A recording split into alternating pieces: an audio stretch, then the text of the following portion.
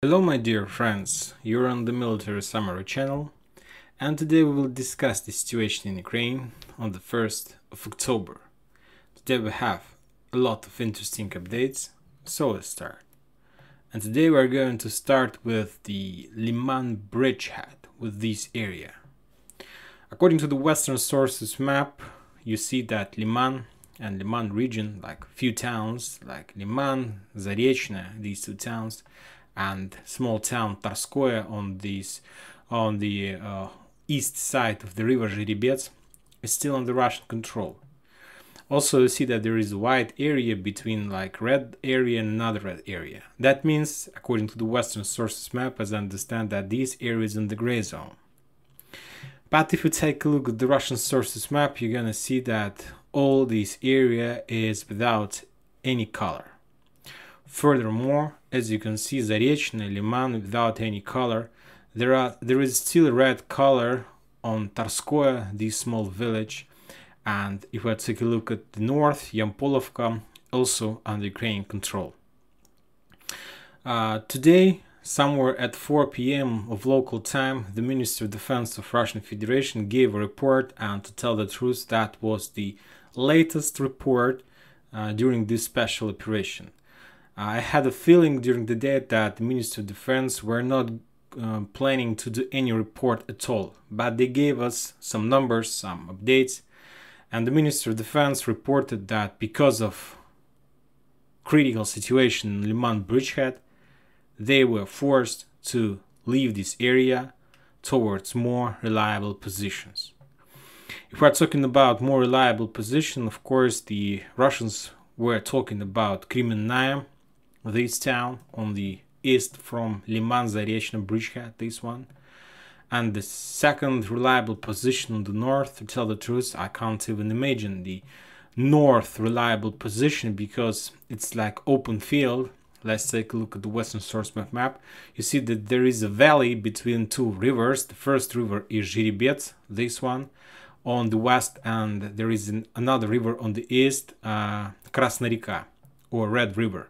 So there is a valley between these two rivers and there are no towns. So we can say that I'm not sure that the Ukrainians will face any problems to cross this place and to attack, because the closest area where the Russians are able to prepare some defense line is Krasnorechenskaya, this one. So I believe that the Russians were moved today in this direction. And of course Kremenная. So this is two fortification, two defense lines that the Russians were moved to. If we're talking about this area, Liman is under Ukrainian control. Maybe there are some rearguard forces that the Russians left just for evacuation purposes, because today during the day we got some updates about some shootings in the town. There were still some battles in the town, so I believe that there were some kind of rearguard forces who couldn't evacuate from this area in time. And now we have two important questions, very important questions. The first one, do the Ukrainians able to continue their counteroffensive operation in direction of Kremenная and in direction of Krasnorechenskaya, these two towns? Of course, if we're talking about these two counteroffensive operations, of course, the Ukrainians will try to do something or to develop some offensive operation in direction of Nizhnya Duvanka and Svatova, these two towns, and from Dvorechye bridgehead in direction of Troitska. So the question is, the first question is, do the Ukrainians able to continue their counteroffensive operation? To tell the truth, I don't have any answer to this question, because I'm not sure and I don't know about the losses that Ukrainians had during this counteroffensive operation. According to the Ministry of Defense of Russian Federation, according to their report, because they gave us some numbers during these 2 weeks, and the battle for Liman took around 2 weeks. And to tell the truth, the Ministry of Defense gave us some numbers, so we can calculate them, but we don't know about the losses, about Ukrainian losses in these forests, because the Russians were shelling and attacking this area heavily. And of course, some the Ukrainians were killed during this counteroffensive operation, and we can't calculate them. But we are talking about the official numbers that we received from the Ministry of Defense. The losses of Ukrainians during this Liman defense operation, Liman counteroffensive operation, were not more than 3,000 or 4,000 for these 2 weeks. And today we discussed that if we're talking about the numbers of Ukrainians who were involved in this counteroffensive operation, starting from Dvoriechye and to Yampol on this line, the number were around 40,000 soldiers. So if we're talking about 4,000 of losses, this is around 10%. So I believe that Ukrainians, if I ask one more time the question, do the Ukrainians able to continue their counteroffensive operation? I believe they can. Yes, they have some problems with, we can say that they have some problems with logistic and support and supply, because now they're very far from the railroads, at least those railroads that can be used, like the railroad from Barvenkovo to Slaviansk, this railroad, or the railroad from Kharkiv towards, let's say, Shevchenkovo. So they're very far from these areas.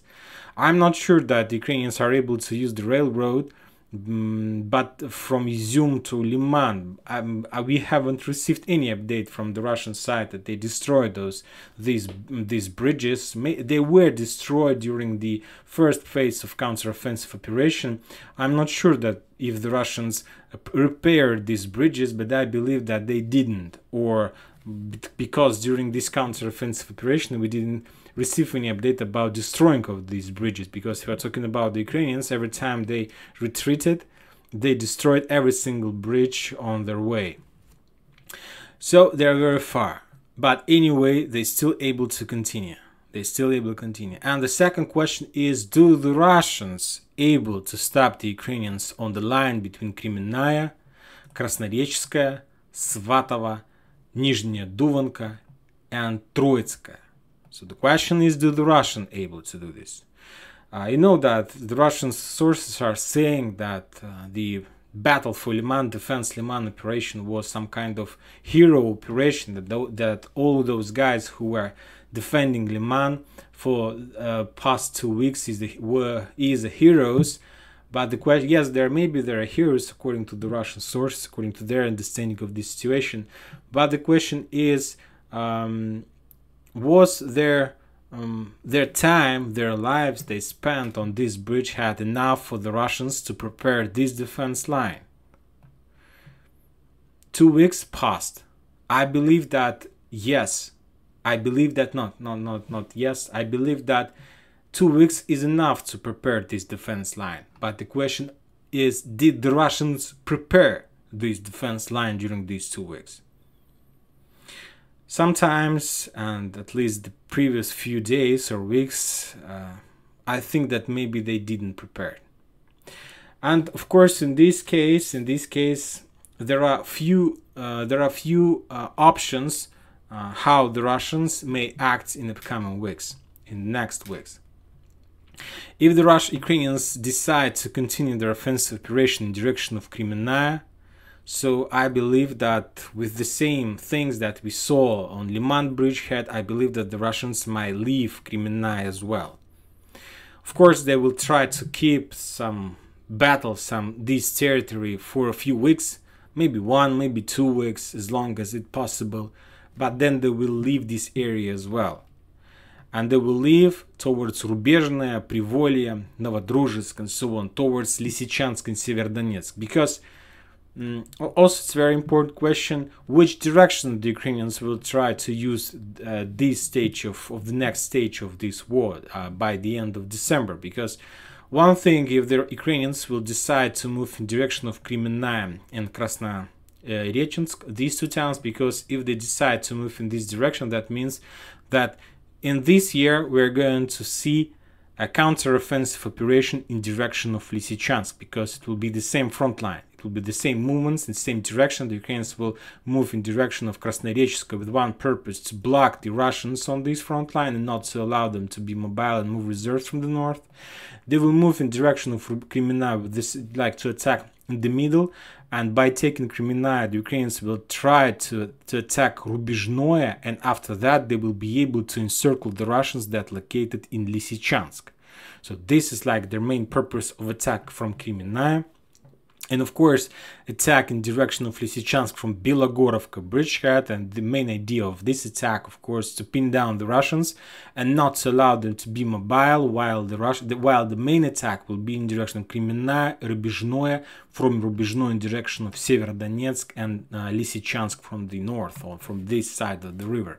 They will try to encircle the Lysychansk Russian group from at least from two sides, and to block Krasnoyarezhsk from the north. And of course, if the Ukrainians, and I believe they control this area, they will try to cross Seversky Donetsk and try to attack Privilya, this small town. So we can say, if the Ukrainians have possibilities, they may start the counter-offensive operation for Lysychansk agglomeration, because they have everything for this. And the question is, do the Russians have everything to stop this? This is the first scenario that we might see. The second scenario is to attack Svatovo and Nizhnedudenka, these two towns. To tell the truth, there is a reason to do this, to attack Svatovo and Nizhnedudenka, but just with one purpose. If Ukrainians are able to take these two towns very fast, let's say, if they are able to spend maybe less than a week for this operation, then of course they won't stop in this direction. Then the next stop the Ukrainians will try to do is to attack Starobelsk. Let's say it will be something that we could see during the Second World War. The Ukrainians will try to crack the defense orders of the Russians on this line, and let's say on their shoulders they will try to develop their offensive operation, and believe me, they will be able to reach Starobelsk. They will like push the Russians, and they won't give them any opportunities or possibilities to prepare another defense line. And as you can see, as we see during the previous few weeks of counter-offensive operation, we see that the Russians are very unprepared on this front line. So this is the second scenarios that Ukrainians can try to achieve, but for these purposes they need a lot of forces, because the first wave, maybe even 2-3 first waves, their main goal will be just to crack these defense orders, and another 3 or 4 waves they need another fresh forces to push and to run after the Russians till Starobelsk. With this attack they will be able to make a wide encirclement of Lysychansk agglomeration. Maybe the Ukrainians will try to do these both two attacks, but the question is, do they have the reserves for this operation? But as we discussed, the Ukrainians have around 40,000. The question, is this number enough for this operation? I believe that it's not enough. And the third option, if the Ukrainians will decide to attack Troitska. And to tell the truth, this is the vital area, because as you can see, there is a railroad in this area, and of course to cut supply of the Russians in time of mobilization is the best solution that Ukrainians can achieve and can do. If the Ukrainians are able during this mobilization process cut this railroad station from the Russians, they will be able to reduce the supply and support of Starobelsk, of this town, in many times. So furthermore, as you can see, the best scenario for the Ukrainians to use these 3 directions of attack. If they attack on the Troitska, they will be able to cut supply of Starobelsk using the railroads, because if we are talking about Starobelsk, during the first campaign of 2014, the Ukrainians destroyed the railroad between LPR and the Lugansk region that was under Ukrainian control. So there is no railroad connection between this area and the Russian Federation. This is the only road that leads to the Russia.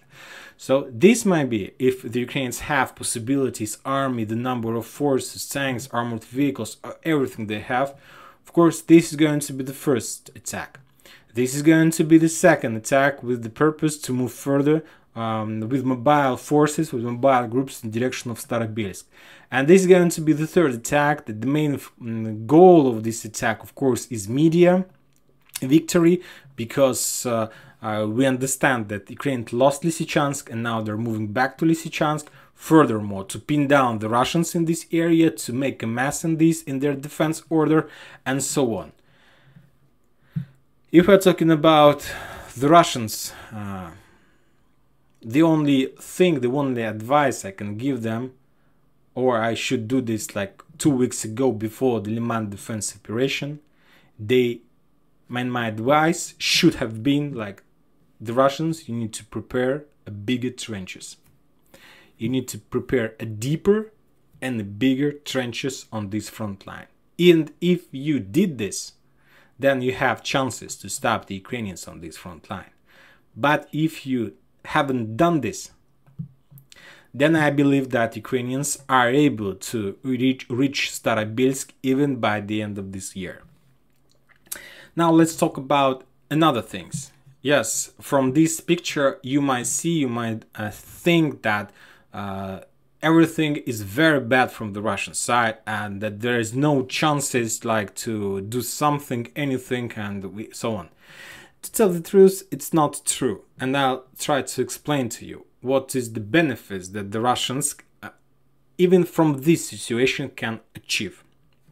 First of all, have you mentioned that during the counter-offensive operation in Kharkiv and now let's say in the north of Lugansk People Republic area, we haven't heard anything.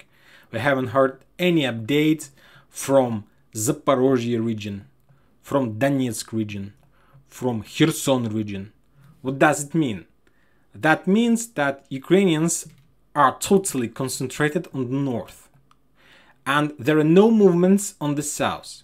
And this is very important because we understand that the Ukrainians, they also don't have endless manpower, endless support, supply. If they had endless resources, we would see at least 2 offensive operations, one from the north, one from the south, another from the north, and so on.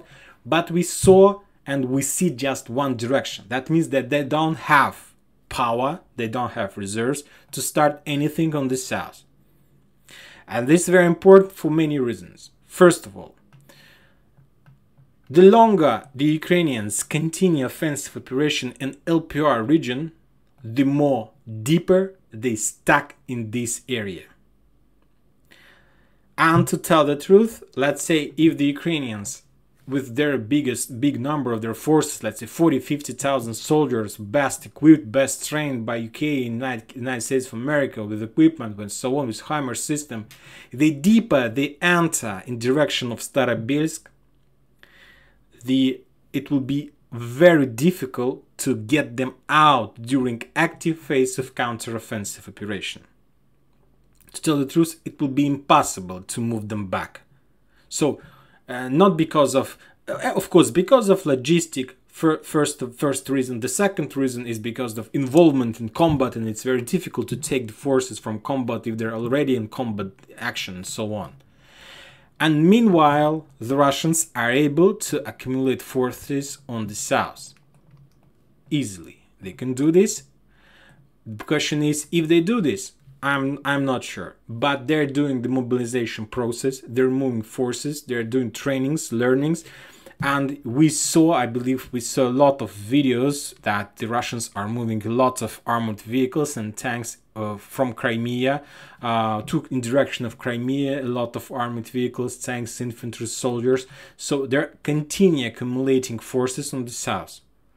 So this stacking of Ukrainians on the north can open the doors or the window for the Russians to start something on the south. Furthermore, there was a very interesting joke during the previous 2 weeks, during the referendum, during the referendum, some Russian scouts or maybe the people, civilians who support the Russians, start making some advertising on the walls and so on. And the topic of those advertisements was that some civilians from Nikolaev were saying, or at least they were advertising some kind of event, musical event of Wagner's in Nikolaev on the 10th of October. I don't know what does it mean. So you understand, there was like small paper on the wall everywhere in the town, where there was like on the 10th of October we are going to see some musical event of Wagner's on the 10th of October. Furthermore, if you're talking about this area, the Russians are attacking and shelling this area heavily. They continue to attack Kryvyi Rog with rockets, with artillery. They continue doing the same thing in Nikolaev, in Odessa, and they continue doing the same thing in Zaporozhye. So trying to destroy infrastructure, energy facilities, the Ukrainians and forces in this area. Maybe this might be some kind of preparation before the Russians' counteroffensive operation. Because if the Russians start doing this on the south, believe me, the Ukrainians won't be able to do regrouping very fast. Situation is very critical. And to tell the truth, you shouldn't think that the Russians are defeated on the north of LPR. You shouldn't think like this. Because you remember that even during the 1812, the Russians left Moscow. So it's some kind of maybe a tactic. I'm not saying that they're winning, because nobody knows what happened, what is happening there. For now we see, and we're talking about the facts, the Russians are running away. Really, they're running away. But from the other side, we see some benefits, and we have a lot of questions. What kind of scenario might be after all this situation? But I believe that the next week we're going to receive the first answers to our questions that we asked today in this video. If we're talking about other updates on the front line, the Russians are saying that during the previous 24 hours on the Liman bridgehead, the Ukrainians lost around 200 soldiers and 14 armored vehicles. That was like the result of the Ukrainian storms operation and the Russian artillery and aircraft bombing in this area. If we're talking about the north area, the Russians attacked the 14th Mechanized Brigade in Kupiansk, and as a result of that attack, the Ukrainians lost around 50 soldiers and 12 armored vehicles. If we are talking about Zaporozhye area, about this area, the Russians attacked the 65th, 65 Mechanized Brigade, and as a result of that attack, the Ukrainians lost 60 soldiers, 10 armored vehicles, 2 HIMARS systems, and so on. And another important update are coming from this small town Novopol. The Russians are saying that they attacked 110th Defense Brigade in this area, and as a result of that attack, this brigade lost 100 soldiers and 8 armored vehicles. Also, the Russians gave the numbers from Kherson district. The Ukrainians during the previous hours were trying to develop some offensive operation on the north of Kherson region from this area, and they were trying to attack using few battalions with tanks, with armored vehicles. And the Russians are saying that during these attacks, the Russians spotted all these forces. They concentrated their artillery fire, rocket fire, and so on. So they were pretty prepared for this attack. And believe me, and the numbers are very interesting. The Russians are saying that during this attempt of Ukrainian attack, the Ukrainians lost around 270 soldiers and something around 45 armored vehicles, including tanks, armored vehicles, specialized cars, trucks, and so on. So a lot. So the Ukrainians collected some forces in this area. They were spotted and they were destroyed. So as you can see, there is a total big difference between the Russians' activity and the Russians' actions in the south area and in LPR and Kharkiv, East Kharkiv area. Totally different tactics, totally different position, totally different updates. So the Ukrainians can't do anything in the south. They can't even move, and they can't even take a square meter. But what did happen in Kharkiv, I can't explain. We can just suggest, just make some projections to speculate, and that's it. But anyway, I believe that the next week will tell us everything, will give us the necessary answers for all our questions. And we are going to understand that by the next Ukrainian steps. Or they will stop for a while, trying to regroup, trying to bring more manpower. Maybe they will move these forces back to the south, because the Ukrainians, they can see everything on the ground. They have like very nice support from the UK and US intelligence. And if there is a problem or some risk in the south, the Ukrainians will start regrouping even tomorrow, maybe even this evening. So we'll see, and we will follow this situation. And that's it for today. Military Summary channel reminds that we condemn any violence in Ukraine. Thank you for watching. Subscribe to my channel, put your likes, join my Patreon, and have a good weekend. Bye bye.